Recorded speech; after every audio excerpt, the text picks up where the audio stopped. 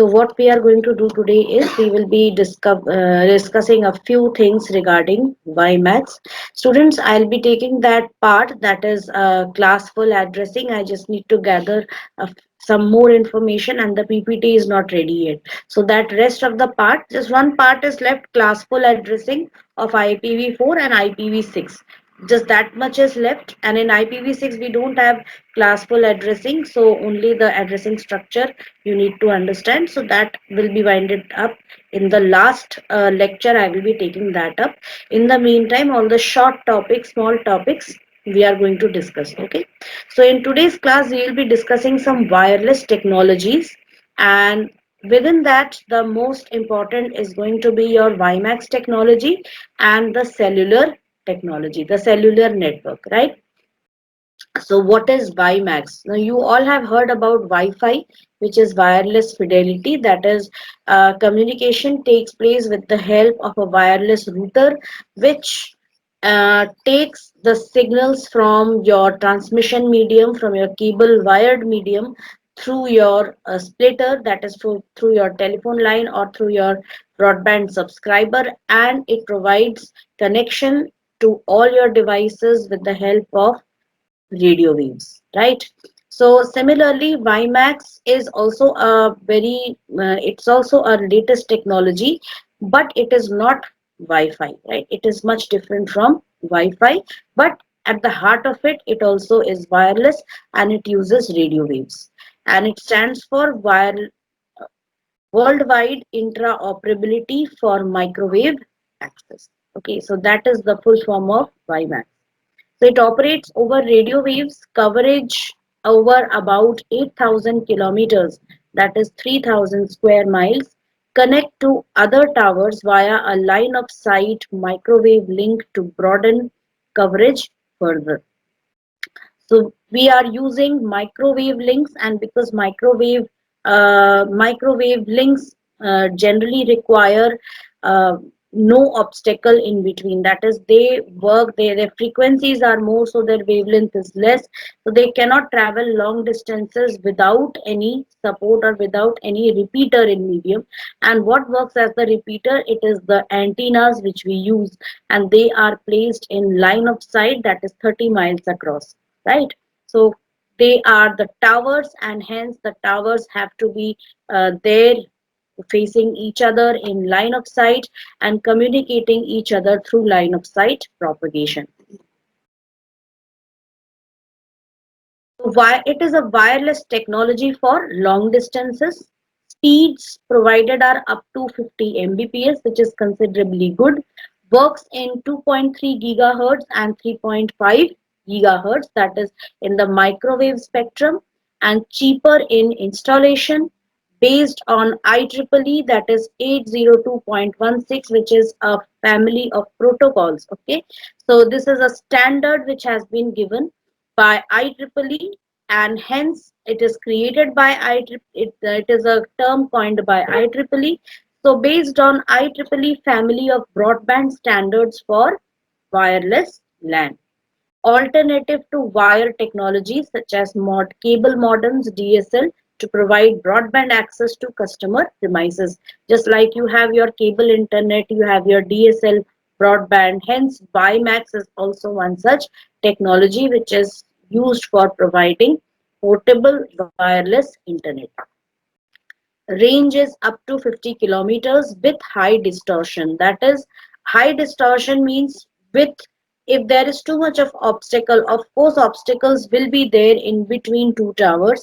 So with though considering those obstacles, 50 kilometers is the range. That is, if there is a WiMAX tower in your locality, up to within 50 kilometer radius, you can easily access signals from that Wi-Fi WiMAX tower. Doesn't require SIM, and it is good for laptops also. You don't need a SIM, you need a WiMAX equipment. Okay, customer premises equipment, which we will be seeing in a short while. How is it different from LTE? Let me tell you that WiMAX is also a flavor of 4G technology. So both WiMAX and LTE are flavors of 4G technology. That is, now it's not like the flavors is has been used in a kind of a way. So flavors means they are both subsets or both types, different technologies used in 4G. LTE speed is up to 100 Mbps and range is up to 100 kilometers. Hence, that is the reason why LTE is most favored technology for 4G. Standard set by 3GPP. Now, whereas WiMAX was a standard set by IEEE, here LTE is a standard set by 3GPP, which is also another group of people, and it stands for Third Generation Partnership Project. Improves handset and battery life, can integrate existing networks. This is very important. The gradual shift from 3G to 4G was not very difficult because it could integrate, it was compatible with the already existing network. No major changes had to be done in the infrastructure. Works on 700 megahertz, that is radio waves. So these are some of the differences between WiMAX and LTE. In some places, they both have their own pros and cons, right? But because of its high speed, high range, and then moreover improving the handset and battery life, and the fact that it can integrate over existing network, it is being favored by most companies. That is why the handsets, the mobile handsets which are being manufactured these days, they are mostly LTE enabled, voice over LTE, that VoLTE enabled.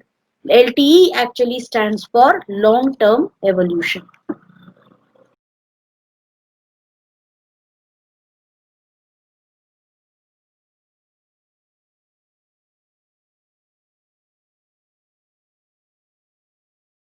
Long term evolution. Got it? So this is LTE. And hence in your mobiles you would definitely find this VoLTE, which is voice over LTE. Understood. That is, even with the help of 4G technology, even your handset is enabled for the 4G technology, 4G LTE technology. Even if you place calls, the calls will also be the calls will be clear. Okay, the reception would be absolutely clear. So this is the there are various types of equipments which you can use. One of them is a portable USB WiMAX dongle, which you can easily attach to the USB port of your computer and access internet. And I'll just show you the Wi-Fi deployment. So this is a you need a WiMAX tower just like you need a cell phone tower. So this is known as a base station, and you need a WiMAX CPE. So this background, it bricked wall, it just represents the wall of your house, the outside wall of your house, and you have to install a WiMAX CPE, where CPE stands for customer premises equipment.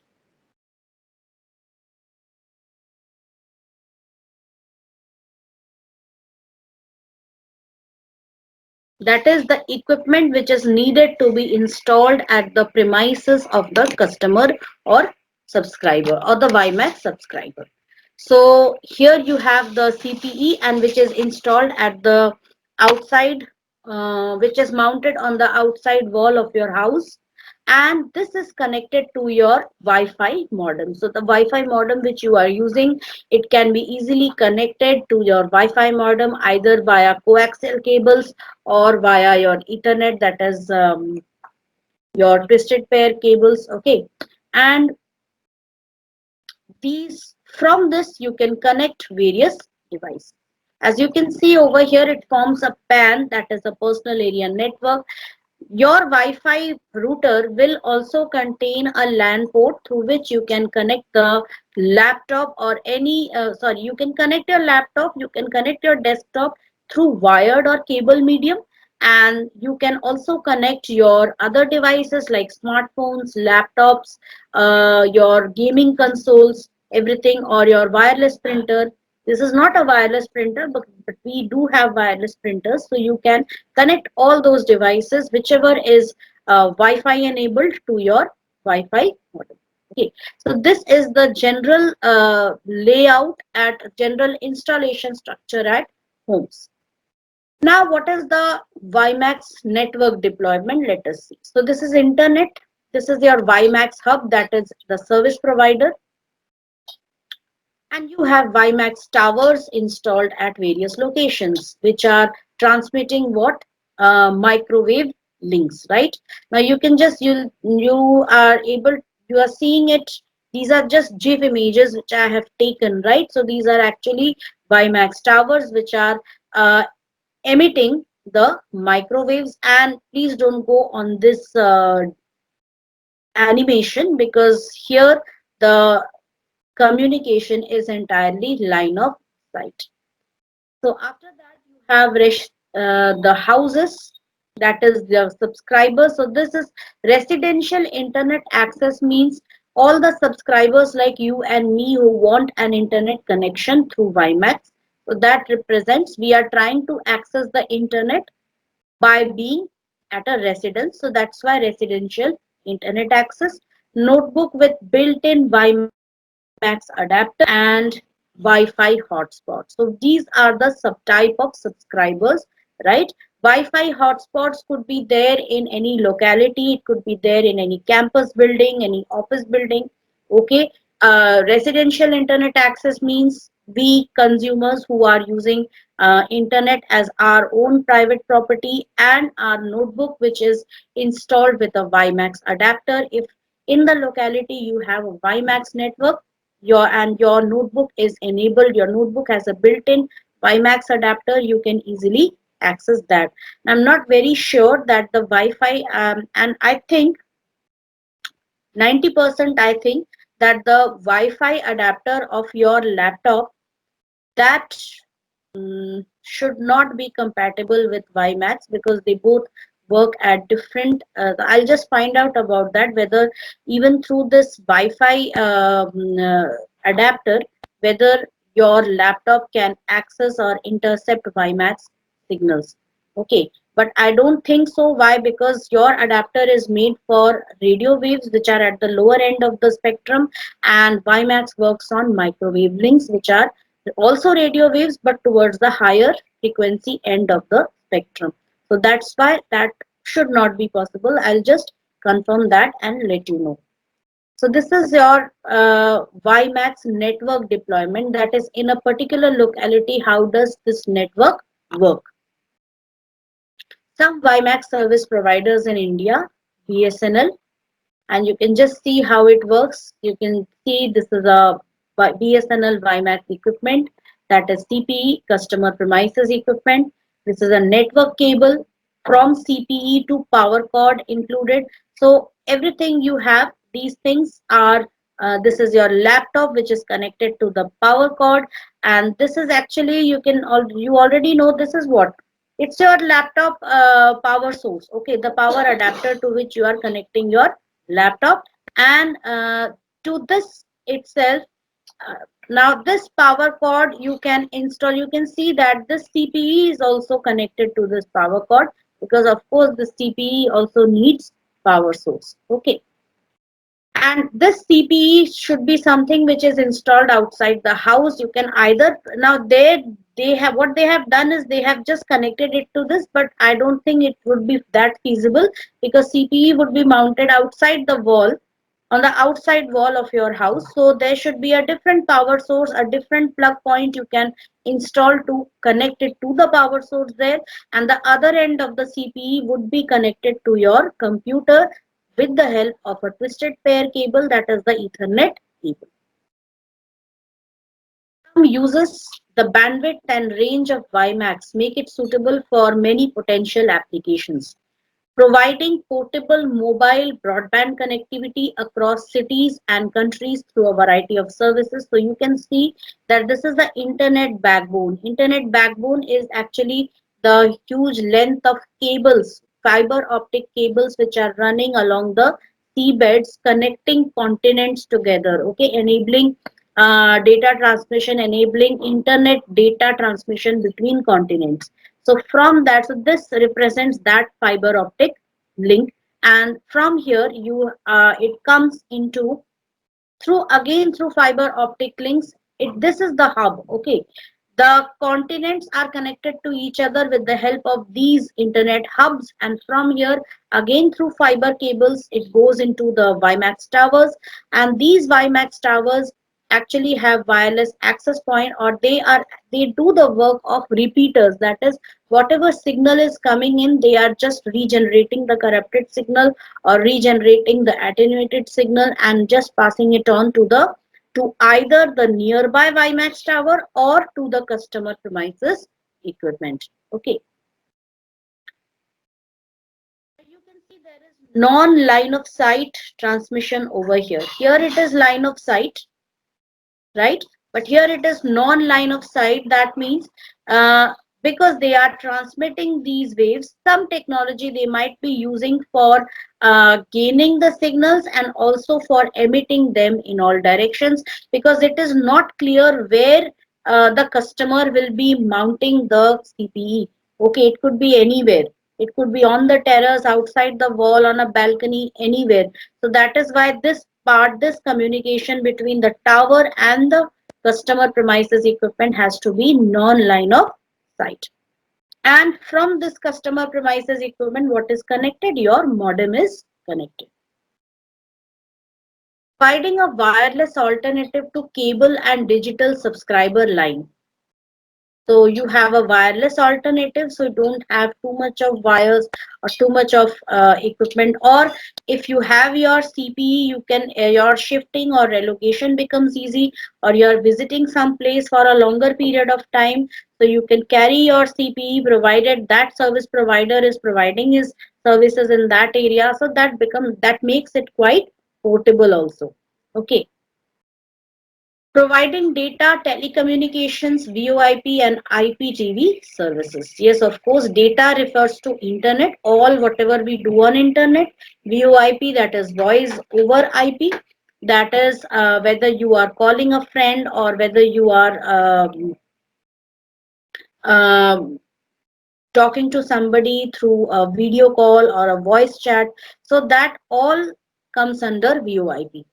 And IPTV services. Yes, so IPTV is Internet Protocol Television, right? That is television signals or television broadcast or telecast which is coming through your internet, not through your television network, right? So Internet Protocol Television, it delivery of television content over computer networks, that is over internet, based on the logical internet protocol, that is IP. Right now, currently, what are we using? Satellite network, satellite cable television network we are using, because of which we have dish antenna outside. But you might have always noticed that whenever there are heavily laden rain laden clouds covering the sky, or if there is rains, heavy rains, you might have observed that your signal loss is prominent at those times. Okay, you might have faced signal losses. Such kind of problems are not faced in IPTV. It works whether it is rainy weather, whether it is stormy weather, whether it is hot weather or cold weather. In any kind of weather, IPTV works perfectly with very rare cases of failure or signal loss. Rather than traditional terrestrial, satellite, cable television formats. So terrestrial formats are like your television signals are being carried through the cables which are laid down on the ground. Satellite, that is already the satellite television, and cable television format. In some remote places, still we have that old cable television format, which was just similar to your internet only. You had TV service providers like Raj TV. You might have heard. Ours, I have in our house we used to have that prior to having this the digital television, the satellite television network which we are having right now. So earlier you might have heard about the city cable and all. Okay, so they were the local players and they were the cable television service providers, and you had certain branches like cable operator branches at various locations, and they used to provide provide access to television, cable television, with the help of cables, and that was coaxial cables, which was spread throughout the city, and they had to install amplifiers at certain locations in order to regenerate the signal, not to regenerate but to amplify the signal. Regeneration of signals is different from amplification. Amplifying, it amplifies everything, noise also, everything, but noise also and signals also. But repeater, what it does is it only repeats, it only regenerates the corrupted signal, does not amplify the noise. Okay, it differentiates between noise and the actual signal. So they used amplifiers, and because amplifiers had around 4 to 5 available ports, so few neighboring houses like my neighbors, they could be connected with the amplifier. They had to install amplifiers at various locations, and the transmission was not very good. You might have noticed channels in between, they would be, they would have a better reception than channels at either ends of the network, right? So that was like, these three were the traditional cable television networks, and hence IPTV is a considerable improvement over these, because firstly it provides very clear HD high quality reception, and hence it is not very susceptible to any kind of disturbance in the weather. Kingston was one of the first companies in the world to introduce IPTV and IP voice video on demand. VOD stands for video on demand. This video on demand, this is there even today. It was there earlier also in your traditional cable TV network or the currently operational satellite television. You might have observed there are some channels which are only specific to the service provider, like Videocon D2H. I'm using Videocon D2H. So that D2H has some channels which are um, I mean, only specific to Videocon D2H. Only Videocon D2H subscribers would be getting access to the channels where you can, and these are mostly movie channels where you have to pay some money to rent or watch some movies. So these are like video on demand channels, right? So this was to IPTV is also one of the major features of IPTV is video on demand. So Kingston was the very first companies which introduced this IPTV and IP voice over demand over ADSL. So IPTV means all your channels which you see and all the shows which are broadcast at a particular time, all the live matches, everything.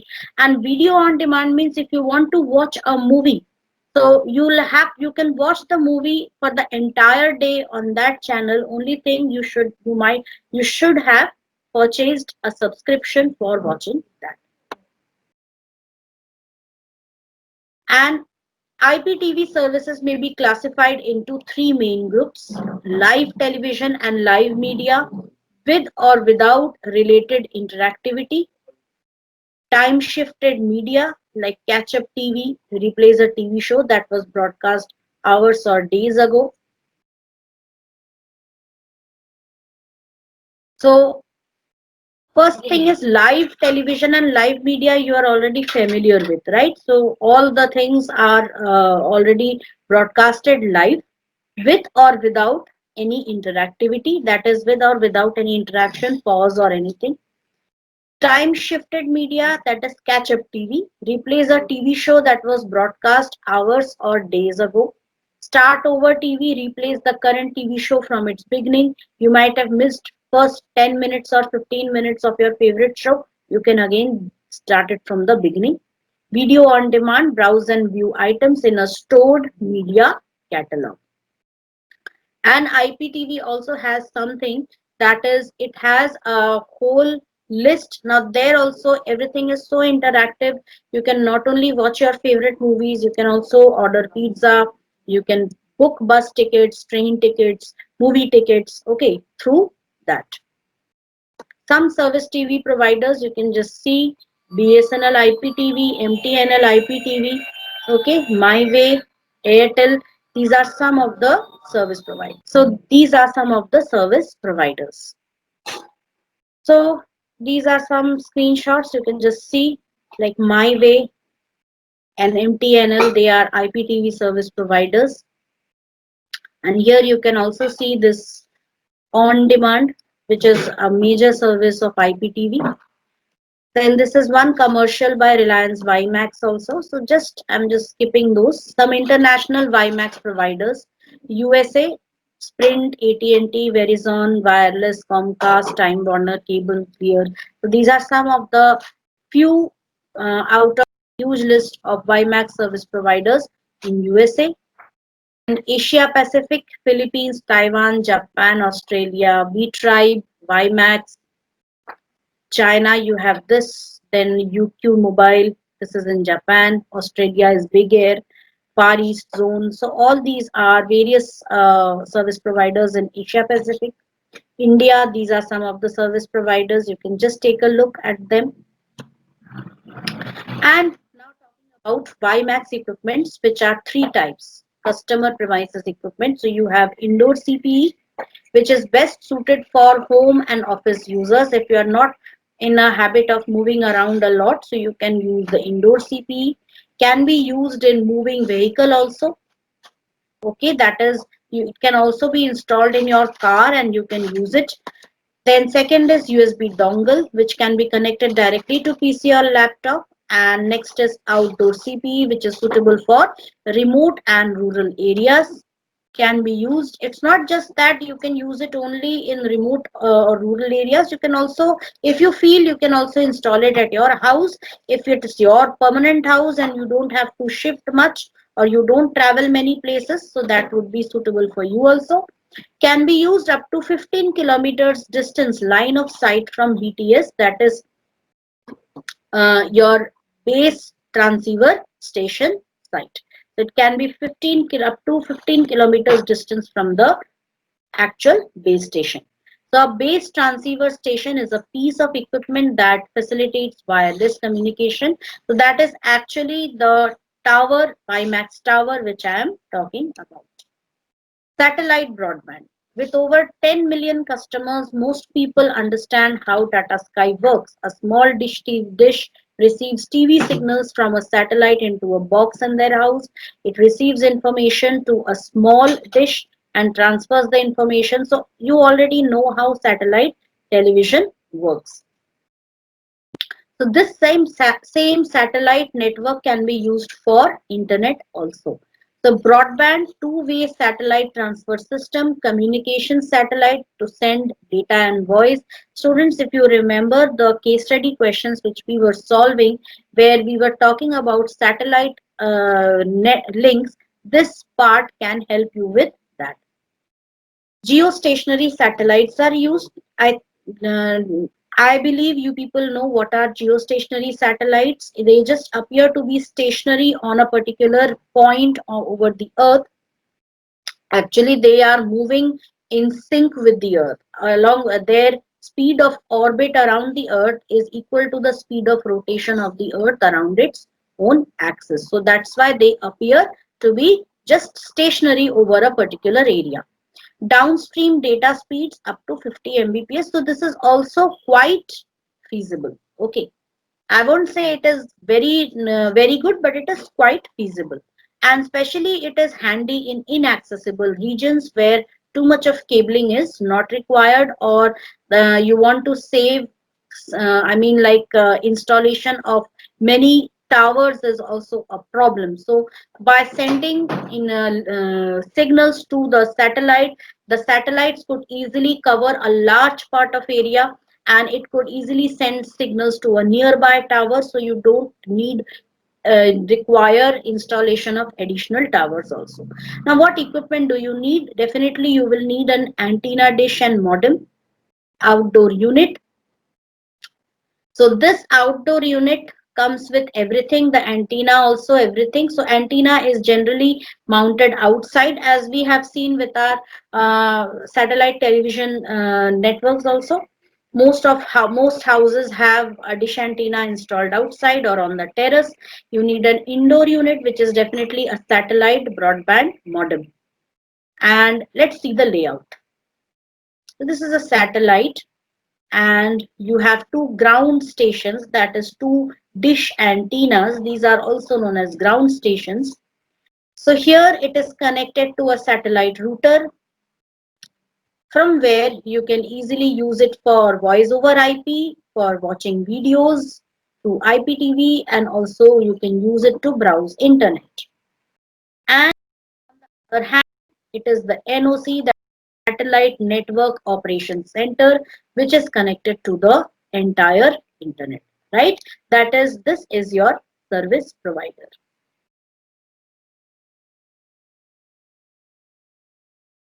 right? So I've tried my best to make this animation, and let me tell you, I haven't downloaded this animation from anywhere. I've created it myself in PowerPoint, right? So this is how the satellite network works. Some satellite internet broadband service providers in India, so you can just see them, zero point 0.5 to 2 Mbps, zero point 0.5 to 20 Mbps. So these are some of the satellite internet broadband service providers in India. And this is your satellite ISP hub, that is Internet Service Providers Hub, which is connected to satellite, and then it provides links to various customers. Popular international ISPs. Now you can, when you go to international ISP, you can see the speed, considerable increase in the speeds. 12 to 100 Mbps provided by Viasat, 25 Mbps by HughesNet. Okay, so these were some satellite internet broadband connection. Now we come to the next one, that is 1G to 5G cellular internet network, which is never covered anytime. So you have this topic specifically in networking. So that's why I'm taking up this topic. Firstly, in order to understand cellular network, it is important to understand the role of satellites. What are satellites, especially for commerce students? So what are satellites? They are large objects that orbit another large object like a planet. So we already have studied this in our other classes up to 10th. Okay. Moon is also a satellite, but it is a natural satellite of the Earth, right? And talking about an artificial satellite, we have numerous artificial satellites, a huge network of those satellites which is completely enveloping the Earth. Okay, because of which all our works like GPS becomes possible, that is Global Positioning System, GSM, Global System of Mobile Communication. So all these systems are made possible because of those satellites. A communication satellite is a station in space that is used for telecommunication, that is already which we are doing, talking to somebody on phone, radio, television signals, and so on. So we are already using satellites for all these three purposes. GSM and CDMA technologies are used. So which two technologies are used? GSM. You don't need to go into GSM because GSM and CDMA, they are in it themselves chapters. Okay. So मतलब ये भी एक chapter है if you want to study about networking. So that is beyond the scope of the syllabus of the textbook. You just need to know their full forms. GSM stands for Global Mobile. CDMA is for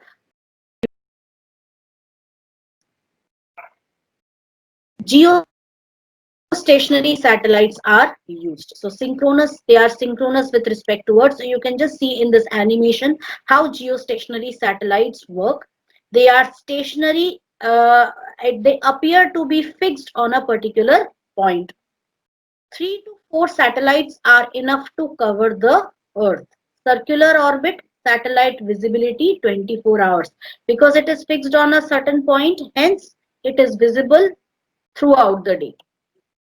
Altitude 36,000 kilometers above the surface of the Earth.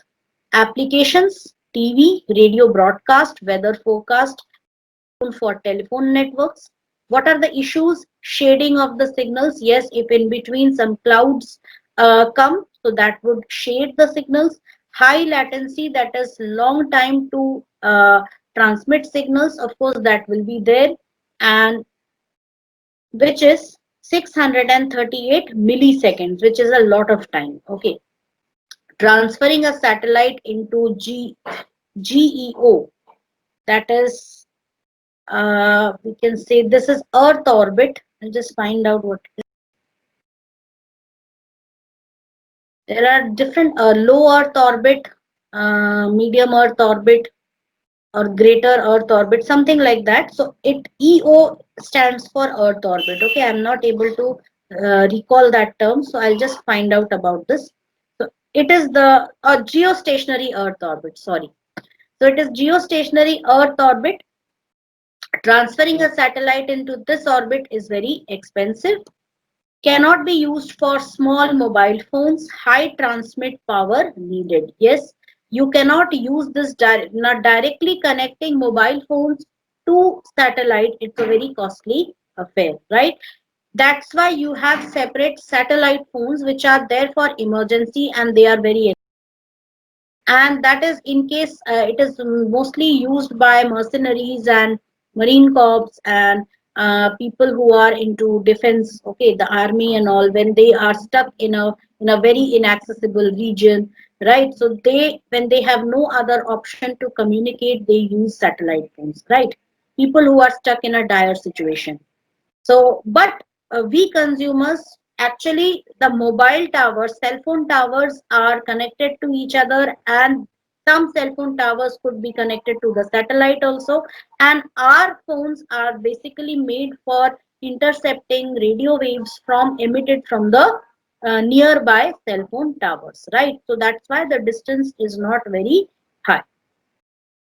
So these are some of the issues or problems which are involved with satellites. Now, what is cellular mobile internet? Just look at this animation very carefully. So these, what do you see over here? You see some hexagonal cells. Some hexagonal cells are there. These are actually the logical localities which are created. We have our geographical localities. Okay, so all the places, all cities, the whole vasts of land covering anything, whether it covers houses, residential areas, okay, or factories or fields or anything, it is divided into these hexagonal cells. It's nothing but just a logical division of places, right? It's just, you can see that you have seen a map of, you if you see the map of the country, you might have seen there are borders, right? Some vast areas of land which are divided, so there are borders, and each of these parts, they form different states, right? But that has been done physically, people can see the borders. But here, this is something which is done logically, which nobody can see. So your vasts of land, they are divided into such hexagonal cells, and each cell is governed by a cell phone tower. There is a cell phone tower in each cell, which provides a network coverage, within that particular hexagonal cell. Now, more further explanation I will be giving in the next class, students. Next offline lecture, I will be giving you further explanation, right?